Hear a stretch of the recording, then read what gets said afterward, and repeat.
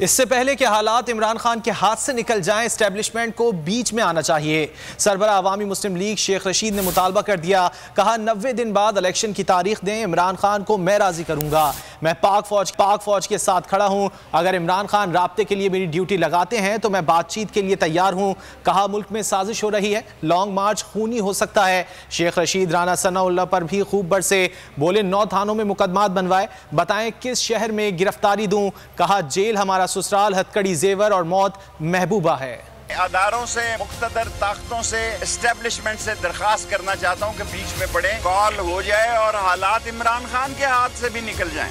लातदाद शहरों में राना सनाउल्लाह साहब ने मुकदमे कराए हैं, खास तौर पे फैसलाबाद मदीना टाउन वाला तो उनका खास मौलवी है। राना सनाउल्लाह साहब बताएं कि 9 शहरों में से मैं किस शहर में गिरफ्तारी दूं। इस मुल्क की बदनसीबी है, 300 आदमियों को इन्होंने पहले दिन ही ECL से निकाला है, जिसमें 1-1 लाख, जिसमें 1-1 टन पाउडर का केस है, एफेडीन का केस है और हेरोइन का केस है। मैंने चारों आर्मी चीफ्स को, IG, FIA को, IG, IB को, DG ISI को, MI को, DG MO को, आर्मी चीफ को लिखा है कि देखें ये कौन लोग हैं।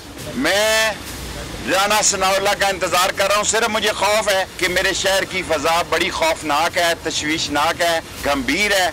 मेरा काम बताना है। ये इस मुल्क में साजिश हो रही है कि इस तहरीक को, जो कि कॉन्स्पिरेसी है, जो कि क्या कहते हैं, मुदाखलत है, इसको फौज के खिलाफ टर्न किया जा रहा है। सब्सक्राइब करें और बेल दबाएं ताकि कोई खबर रह न जाए।